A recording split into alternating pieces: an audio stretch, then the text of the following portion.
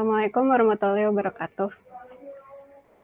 Kepada yang terhormat Bapak Ridho Zulfahmi selaku dosen pembimbing mata kuliah praktikum komunikasi data dan jaringan komputer, dan teman-teman sekalian, izinkan kami kelompok 8 mempresentasikan tugas kami, yaitu menjelaskan simulasi server DHCP, HTTP, DNS, dan email.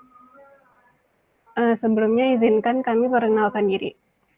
Nama saya Fadia Lisa Fitri dengan NIM 2010 511046. Lalu ada rekan-rekan saya, Muhammad Ferdiansyah dengan NIM 2010 51035, Emil Hamrobani dengan NIM 2010 511 117, dan Ardimas Dwi Suprayogi dengan NIM 2010 511 114.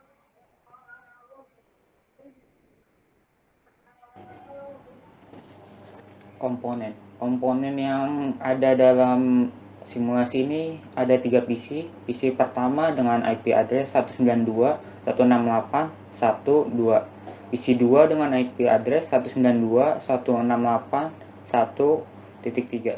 Dan PC 3 192.168.1.4 dengan semua subnet PC sama semua.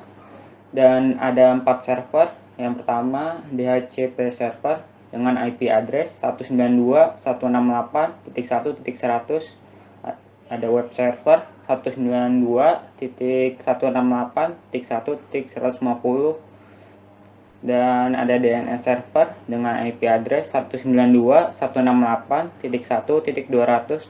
Dan terakhir mail server dengan IP address 192.168.1.250 dengan subnet mask yang sama semua pada semua server, dan menggunakan router switch dan kabel strange. Ini adalah gambaran network arsitekturnya. Ada 4 server di atas dihubungkan dengan switch dan menghubungkan dengan 3 PC. DHCP server kepanjangan dari Dynamic Host Configuration Protocol. DHCP server adalah perangkat yang bertugas memberikan konfigurasi jaringan secara otomatis. Biasanya DHCP server hanya ada dalam satu jaringan, sedangkan DHCP client adalah perangkat yang menerima konfigurasi jaringan dari DHCP server tadi. Cara mengaktifkan DHCP service adalah: pertama, buka DHCP service pada DHCP server, nyalakan DHCP service, setting mulainya IP address yang diinginkan, kemudian setting mulainya subnet mask yang diinginkan, kemudian setting maksimal client yang akan ditampung, dan terakhir save settingan yang tadi disetting. Terus pergi ke IP konfigurasi di desktop pada komputer client. Ubah IP konfigurasi dari statik ke DHCP. Setelah IP konfigurasi menjadi DHCP, komputer akan mendapatkan IP dan subnet mask baru dari DHCP server. Lakukan hal yang sama pada semua client, dan semua client akan mendapatkan IP address yang baru.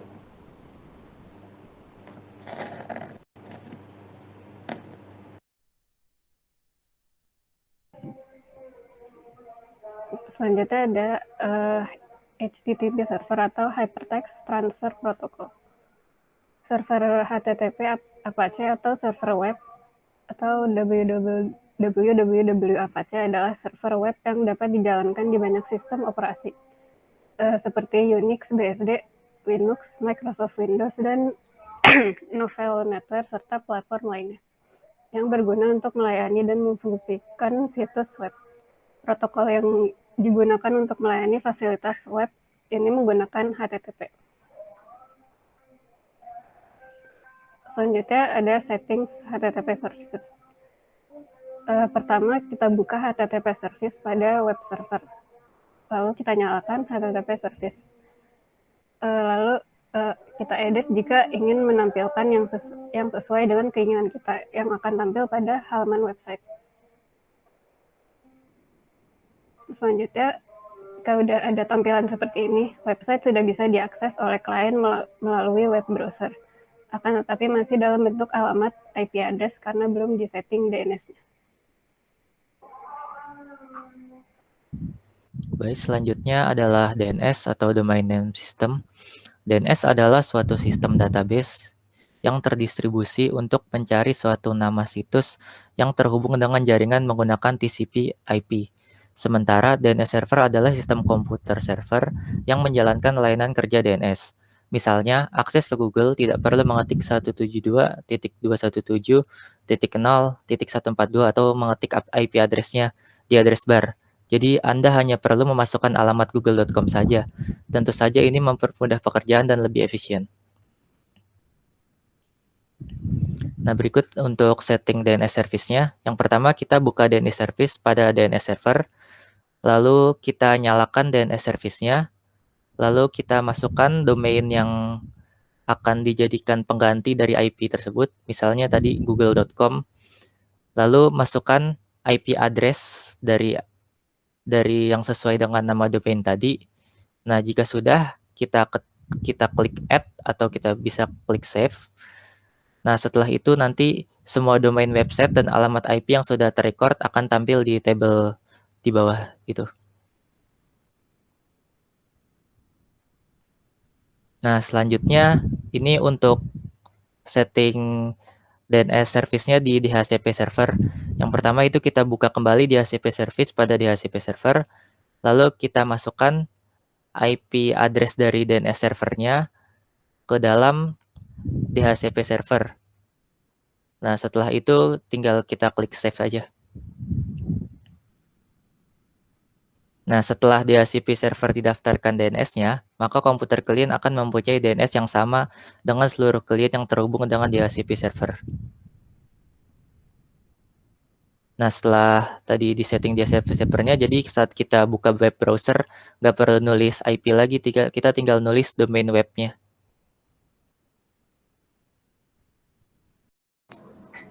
Masuk ke bagian mail, email yang Anda kirim akan melewati serangkaian proses rumit di mail server untuk dapat sampai ke penerima.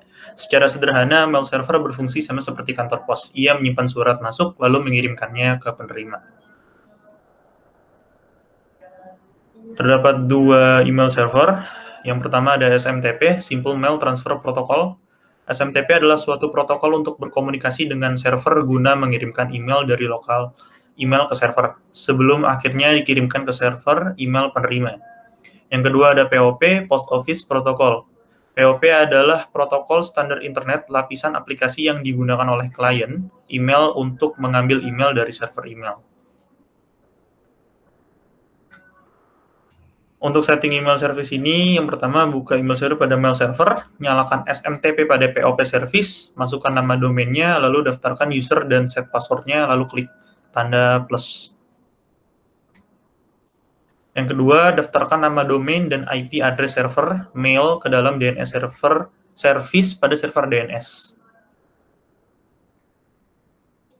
Yang ketiga, buka email di desktop pada komputer klien, masukkan nama dan email dari klien, masukkan alamat dari disimpannya IP POP, masukkan alamat dari disimpannya IP SMTP, lalu masukkan user dan password yang terdaftar dalam mail server.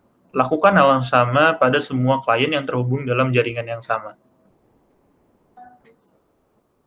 Dan para klien sudah dapat melakukan mengirim atau menerima pesan pada jaringan yang sama.